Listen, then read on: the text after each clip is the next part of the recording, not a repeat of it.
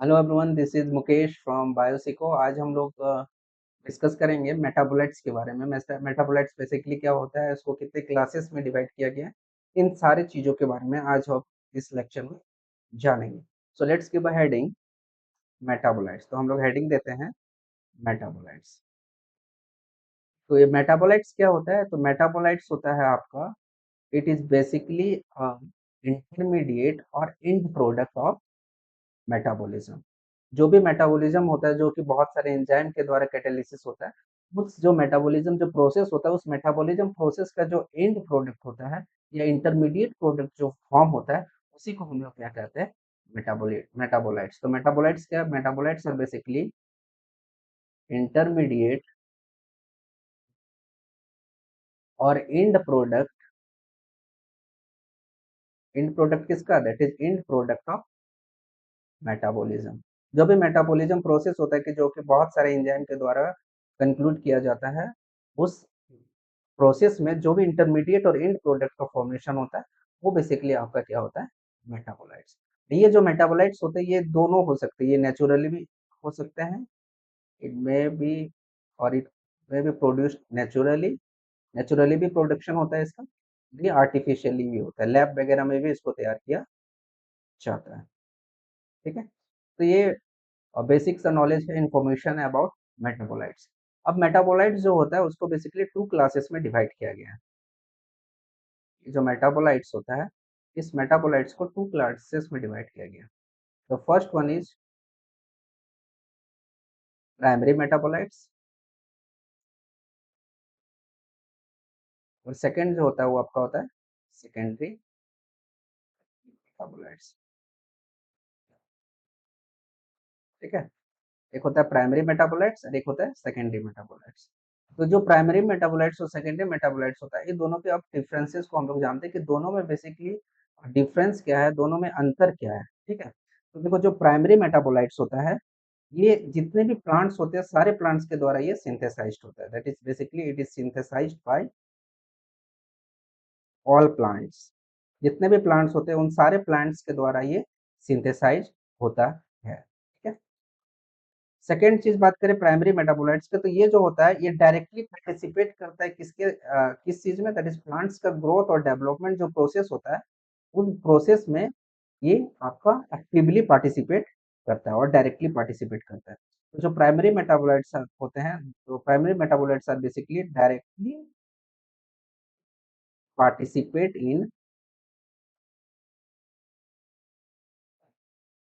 In plant growth and development. जो भी plant का ग्रोथ एंड डेवलपमेंट प्रोसेस होता है, उसमें ये एक्टिवली पार्टिसिपेट करता है। कौन? That is primary metabolite. ठीक है, तो पहला चीज इसमें क्या है कि ये ऑल प्लांट, जितने भी प्लांट्स होते हैं, सारे प्लांट्स के द्वारा ये सिंथेसाइज होता है प्राइमरी मेटाबोलाइट। और दूसरा चीज क्या है कि ये डायरेक्टली पार्टिसिपेट करता है प्लांट्स का ग्रोथ एंड डेवलपमेंट में। थर्ड चीज की बात करें तो ये बेसिकली स्पीसीज स्पेसिफिक नहीं होता है। It is not species specific, ये स्पेसिस स्पेसिफिक नहीं होता है। तो ये तीन इंपॉर्टेंट पॉइंट है रिगार्डिंग किसका? That is primary metabolite. The first one is that is it is basically synthesised by all plant. Second, the important thing that is directly participate in plant growth and development. And the third important is that it is not species specific. तो ये हो गया आपका primary metabolites का section. बात करते हैं हम लोग सेकेंडरी मेटाबोलाइट्स की। तो सेकेंडरी मेटाबोलाइट्स जो होते हैं, ये ऐसे मेटाबोलाइट्स होते हैं जो आपके प्लांट्स के द्वारा सिंथेसाइज्ड होता है।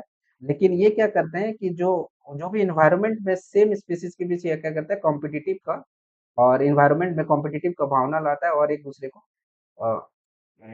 लिविंग करने में और स्टे करने में, सस्टेन करने में ये हेल्प करता है। ठीक है, बात करें इसके इंपॉर्टेंट पॉइंट्स की, तो ये जो सेकेंडरी मेटाबोलाइट्स होता है, ये आपका जैसे प्राइमरी मेटाबोलाइट्स में क्या था कि ये डायरेक्टली पार्टिसिपेट करता था किसमें? प्लांट का ग्रोथ एंड डेवलपमेंट में। लेकिन जो सेकेंडरी मेटाबोलाइट्स होते हैं, ये डायरेक्टली पार्टिसिपेट नहीं करते हैं प्लांट्स का ग्रोथ एंड डेवलपमेंट। तो नॉट एक्टिवली, और we can say directly participate in plant growth and development. Plant का जो ग्रोथ एंड डेवलपमेंट होता है उसमें ये डायरेक्टली पार्टिसिपेट नहीं करता है, ठीक है। और ये जो होता है सेकेंडरी मेटाबोलाइट, ये हाईली स्पेसिफिक इन नेचर होता है। कैसा होता है? Highly specific in nature. ये हाईली स्पेसिफिक होता है किसका? दैट इज नेचर का। और इसका जो इम्पोर्टेंट जो बहुत जो प्राइमरी मेटाबोलाइट्स है इसको एकदम यूनिक बनाता है, जो कि प्लांट्स जितने भी प्लांट्स है उसको सस्टेनेबल में उसको मदद करता है। जो भी कंपटीशन है उसको एनवायरनमेंट में, उससे इसको सस्टेन करने में या उससे उसको फाइट करने में, डिफेंस प्रोड्यूस करने में हेल्प करता है। कौन? That is secondary metabolites. तो the most important point is that it basically provides biochemical defence, biochemical defence against, किसके अगेंस्ट इसको डिफेंस प्रोवाइड करता है? किसको? दैट इज प्लांट्स को। That is various herbivorous and pathogens. जितने भी पैथोजेंस और हार्बिवोरस होते हैं उससे ये प्रोटेक्शन प्रोवाइड करता है उस प्लांट को। कौन मदद करता है? That is secondary metabolites.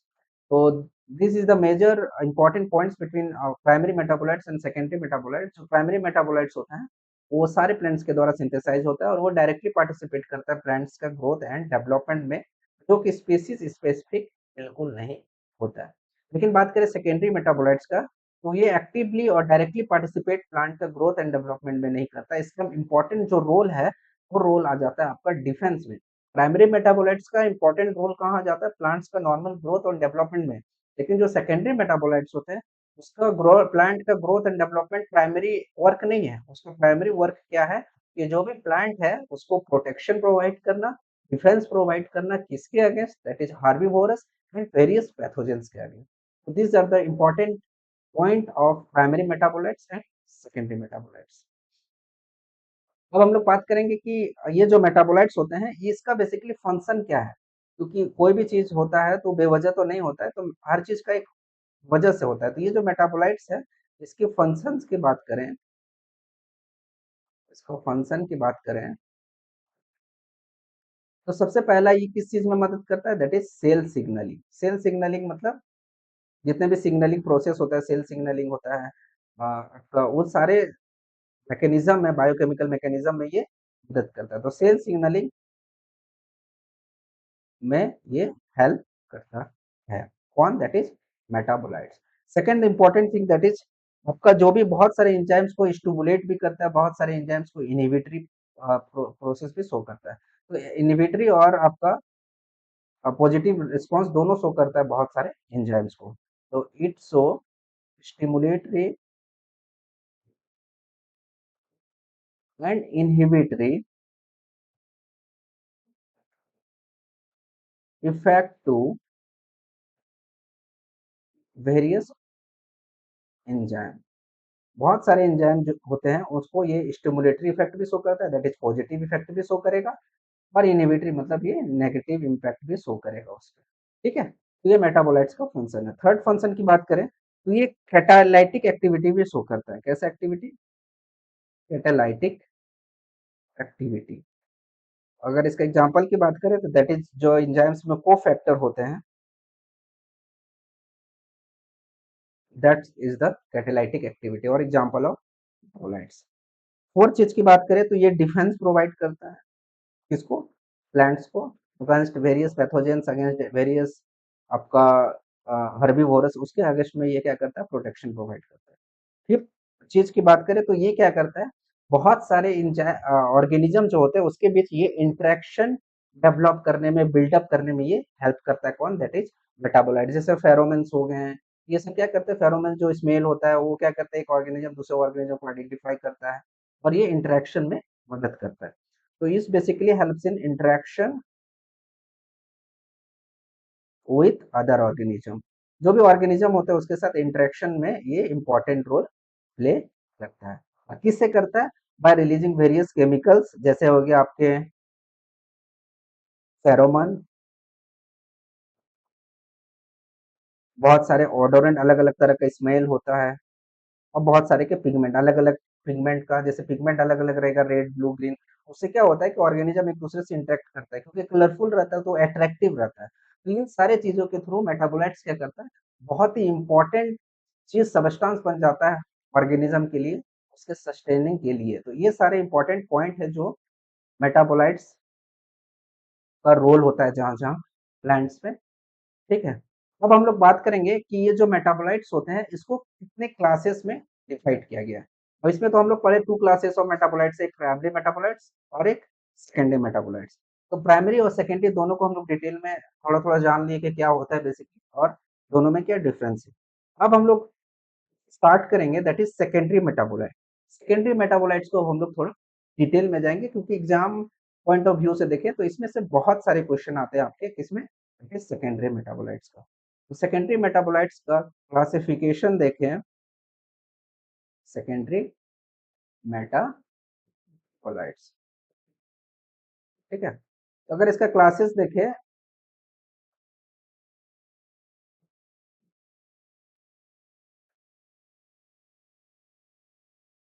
तो इसको मेनली 3 क्लासेस में डिवाइड किया गया है। कितने क्लासेस में? दैट इज़ 3 क्लासेस में, सॉरी 3 क्लासेस में। तो पहला क्लासेस क्या है, दैट इज़ टर्पीन। क्या है? टर्पीन, ठीक है? ये हो गया पहला। दूसरा हो गया आपको सेकेंडरी मेटाबोलाइट्स को क्लासिफाई किया गया है फिनोलिक कंपाउंड। किसमें? That is phenolic compound. और जो थर्ड है दैट इज़, थर्ड में बहुत सारे सेक्शंस रखे गए हैं, जैसे आपका nitrogen containing compound, nitrogen containing compound, cyanogenic compound, non proteinous amino acids compound. ये अलग-अलग क्लासेस में इसको डिवाइड किया गया है। अब हम लोग इसको तीनों को, और भी जो भी फोर्थ क्लासेस है आपका, non proteinous amino acids classes हो गया आपका, सायोनोजेनिक ग्रुप हो गया, इन सारे चीज़ों को, नाइट्रोजन कंटेनिंग कंपाउंड हो गया, टर्पीन, फिनोलिक कंपाउंड हो गया, इन सारे चीज़ों को हम लोग अब एक-एक करके डिटेल में देखेंगे, ठीक है?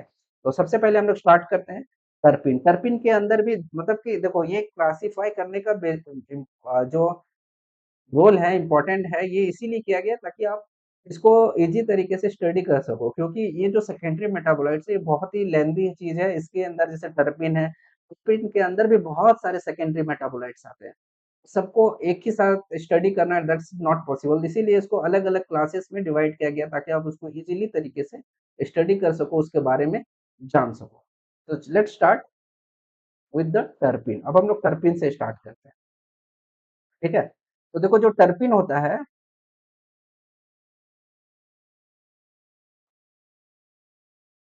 इसमें बहुत सारे सेकेंडरी मेटाबोलाइट्स को रखा गया है। तो the first one is that is menthol. एक होता है आपका मेंथॉल, जिसको हम लोग पिपरमिंट भी कहते हैं। क्या कहते हैं? पिपरमिंट, ठीक है? फिर है आपका लिमनॉइड। फिर है आपका क्या? दैट इज लिमनॉइड, लिमनॉइड, जिसको हम लोग साइट्रस कहते हैं, ठीक है? ये सारे सेकेंडरी मेटाबोलाइट्स है जो किसके अंदर आएंगे, आपके टर्पीन के अंदर। और ये सारे क्या करते हैं, प्लांट्स को डिफेंस प्रोवाइड करता है अगेंस्ट हर्बिवोर्स, पैथोजेन, उसके ग्रोथ एंड डेवलपमेंट में इंपॉर्टेंट रोल प्ले करता है। थर्ड है दैट इज एजाडिरेक्टिन। क्या है? एजाडिरेक्टिन। ये जो एजाडिरेक्टिन होता है, ये कहाँ पाया जाता है, कौन से प्लांट में? दैट इज नीम में। ये जो मेंथॉल होता है वो आपका पिपरमिंट में पाया जाता है। लिमनॉइड, साइट्रस, जितने भी साइट्रसेस हैं उसमें एजाडिरेक्टिन, ये आपके नीम के प्लांट में पाया जाता है। फिर हो गया आपका पायरिथ्रॉइड्स, पायरिथ्रॉइड्स। फिर हो गया फाइटोएक्डिसन, फाइटोएक्डाइसन। फिर हो गया कार्डियोलाइट्स, कार्डियोलाइट्स। फिर हो गया आपका किकुटा, किकुटा। फिर हो गया आपका सेप्रोनिन,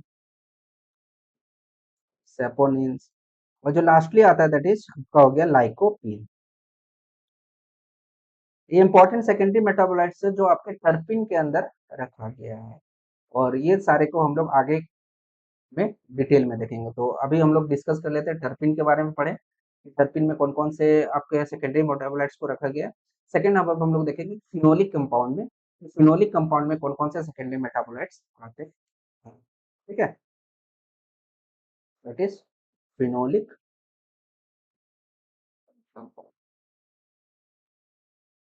ठीक है? फिनोलिक कंपाउंड में अगर बात करें सेकेंडरी मेटाबोलाइट्स को कौन-कौन से रखेंगे, दैट इज़ बेसिकली फ्यूरा, नोकोमेरिन, फ्यूरा, नोकोमेरिन ये सेकेंडरी मेटाबोलाइट्स है। एलेलोपैथिक कंपाउंड सेकंड है, दैट इज़ आपका एलेलोपैथिक कंपाउंड। ये सारे सेकेंडरी मेटाबोलाइट्स है जो कि आपके फिनोलिक कंपाउंड के अंदर हम लोग स्टडी करते हैं। फिर आपका फ्लेविनॉइड्स, ये बहुत ही इंपॉर्टेंट है, इसका नाम आपने कई दफ़ा सुना होगा फ्लेविनॉइड्स। हम लोग देखेंगे आगे इसका भी क्या रोल है। फिर आपका फ्लेवोन्स एंड फ्लेवेनॉल्स, ये दोनों को हम लोग एक ही साथ स्टडी करते हैं, फ्लेवेनॉल्स। फिर आ जाता है आपका टैनिन, इसका भी आपने नाम कई बार सुना होगा टैनिन। फिर आ जाता है फाइटोएलेक्सिन, फाइटोएलेक्सिन। फिर आ जाता है आइसोफ्लेविनॉइड्स, आइसोफ्लेविनॉइड्स। तो ये कुछ इंपॉर्टेंट आपके सेकेंडरी मेटाबोलाइट्स है जिसको आपको फिनोलिक कंपाउंड के अंदर रखा गया और उसको हम लोग उसी के अंडर स्टडी करते हैं, ठीक है? अब इन सारे को हम लोग आगे देखेंगे। अभी हम लोग बेसिकली जो इंपॉर्टेंट क्लासेस है उसको हम लोग डिवाइड देख लेते हैं कि किस-किस क्लास में किस-किस मेटाबोलाइट्स को रखा गया है, ठीक है? अब लास्ट जो आता है that is basically nitrogen containing compound. अब क्या है दैट इज़ बेसिकली आपका nitrogen, sorry, nitrogen containing compound. Nitrogen containing compound की बात करें तो इसमें सबसे पहला जो आता है क्लासेस एल्केलॉइड्स। इसके अंदर बहुत सारे सब क्लासेस है। ये तो क्लास है ये नाइट्रोजन कंटेनिंग कंपाउंड आपका सेकेंडरी मेटाबोलाइट्स का। लेकिन इनसे इसके अंदर भी बहुत सारे सब सब क्लासेस है। उस सब क्लासेस के अंदर बहुत सारे मेटाबोलाइट्स को रखा गया है, ठीक है? तो एल्कलॉइड्स में हम लोग बेसिकली पढ़ते हैं किसके बारे में, that is codeine, codeine, morphine, sorry, morphine, ये एम है, ठीक है? M, morphine, reserpine, reserpine, strychnine and the last one is that is nicotine. ये जो निकोटीन होता है ये भी सेकेंडरी मेटाबोलाइट्स होता है और इसको हम लोग बेसिकली अल्कलॉइड का जो सेक्शन है उसके अंडर हम लोग इसको स्टडी करें, ठीक है? अब इसका जो सेकंड सब क्लास है ये सब सारे क्या है, दैट इज सब क्लासेस। अब इसकी बात करें सेकंड सब क्लासेस की तो वो आ जाता है आपका सायोनोजेनिक कंपाउंड। क्या है सेकंड सब क्लास की बात करें, सायानोजेनिक कंपाउंड, ठीक है? सायानोजेनिक कंपाउंड में एक मेटाबोलाइट्स आता है जिसका नाम है आपका ग्लाइकोसाइनोलेट्स। क्या है, दैट इज ग्लाइकोसाइनोलेट्स। ये जो ग्लाइकोसाइनोलेट्स होता है इसको हम लोग सायानोजेनिक कंपाउंड के अंडर पढ़ते हैं। ये सायानोजेनिक कंपाउंड जो सब क्लासेस है उसके अंडर हम लोग पढ़ते हैं। ये सारे देखो नाइट्रोजन कंटेनिंग है, ठीक है? सारे में नाइट्रोजन है लेकिन उसको फर्दर फिर क्या होता है स्टडी इजी करने के लिए इसको फिर डिफरेंट सब क्लासेस में डिवाइड करें। थर्ड की बात करें तो थर्ड है आपका non proteinaceous amino acids, non proteinaceous amino acid. Non proteinous amino acids के अंदर भी बहुत सारे के जो मेटाबोलाइट्स है उसको रखा गया है। तो पहला है आपका दैट इज कैनावेनाइन। कौन सा है, कैनावेनाइन। ये जो कैनावेनाइन होता है जो आर्जिनिन अमीनो एसिड्स होता है जिसका L form of arginine amino acids होता है उसके ये सिमिलर होता है। ये दोनों प्रॉपर्टी सिमिलरिटी शो करता है दोनों में। कैनावेनाइन किसके साथ सिमिलरिटी शो करता है, that is it is basically similar to L arginine जो अमीनो एसिड्स होता है उसके साथ ये सिमिलरिटी शो करता है। सेकंड जो आता है आपका नॉन प्रोटीनियस अमीनो एसिड्स में वो आ जाता है आपका azetidine, azetidine two carboxylic acid, carboxylic acid, ठीक है। और ये जो सिमिलरिटी शो करता है वो किस कौन सा अमीनो एसिड के साथ शो करता है, दैट इज बेसिकली ये सिमिलर होता है आपका किसके जैसा, that is fluorine, similar to proline. ये सिमिलर होता है किसका जैसा, दैट इज प्रोलीन। तो these are the classes of different secondary metabolites, और उसके अंदर जितने भी आपके सब क्लासेस क्लासेस में जितने मेटाबोलाइट्स को रखा गया उन सारी चीजों को हमने इसमें भी स्टडी किया, ठीक है। जिसमें सबसे पहले हमने देखा कि मेटाबोलाइट्स क्या होता है। तो सबसे पहले हम लोग मेटाबोलाइट्स को देखें। हाँ, सबसे पहले हम लोग मेटाबोलाइट्स को देखें। मेटाबोलाइट्स को देखने के बाद उसको जितने भी क्लासेस में डिवाइड किया गया उन सारे क्लासेस को देखें। मेटाबोलाइट्स के फंक्शंस को देखें। मेटाबोलाइट जो भी सेकेंडरी मेटाबोलाइट्स उसको मेनली 3 क्लासेस में डिवाइड किया गया उसको देखें, दैट इज़ बेसिकली आपका टर्पीन था और फेनोलिक कंपाउंड और नाइट्रोजन कंपाउंड। टर्पीन में जितने भी आपके सेकेंडरी मेटाबोलाइट्स आते हैं सारे का नाम को हमने देखा और कौन-कौन से प्लांट्स में मेनली पाए जाते हैं उनको भी कुछ-कुछ को हमने स्टडी किया। फिर सेकंड हम लोग टर्पीन को देखने के बाद हम लोग फेनोलिक कंपाउंड को देखे जिसमें बहुत सारे सेकेंडरी मेटाबोलाइट्स को रखा गया है। थर्ड हम लोग पहले नाइट्रोजन कंटेनिंग जितने भी आपके कंपाउंड है उनको देखा और उसमें फिर डिफरेंट सब क्लासेस डिवाइड किया गया था, अल्कलॉइड्स था, नॉन प्रोटीनियस था। इन सारी चीज़ों को हमने एक-एक करके देख लिया, ठीक है। अब हम लोग क्या करेंगे कि जो टर्पीन है, जो इम्पोर्टेंट जो सेकेंडरी मेटाबोलाइट्स है, जो आपके एग्जामिनेशन पॉइंट ऑफ व्यू से इम्पोर्टेंट है, उन सारे को एक-एक पॉइंट में जो भी फंक्शन है उसका या जिस पॉइंट ऑफ व्यू से एग्जाम पॉइंट ऑफ व्यू से जहाँ से क्वेश्चंस पूछे जाते हैं, उनको हम लोग एक-एक करके देखेंगे। वो आप आगे देखेंगे हम लोग नेक्स्ट क्लास में, ठीक है। तो आज के लिए बस इतना ही, तब तक आप लोग इसको नोट डाउन कर लेना, लर्न कर लेना, जो भी क्लासिफिकेशन है, मेनली आज हम लोग स्टडी किए क्या मेटाबोलाइट्स क्या होता है और सेकेंडरी मेटाबोलिट्स और सेकेंडरी मेटाबोलाइट्स का क्लासिफिकेशन, इतना ही दूर अभी तक हमने पढ़ा। अब इसमें से जो-जो इम्पोर्टेंट जो सेकेंडरी मेटाबोलाइट्स है, उसको हम लोग आगे के लेक्चर में नेक्स्ट डे और जो भी नेक्स्ट वीडियो आएगी उसमें हम लोग देखेंगे, ठीक है। तो आज के लिए बस इतना ही, मिलते हैं अगले क्लास में, तब तक के लिए goodbye, thank you, take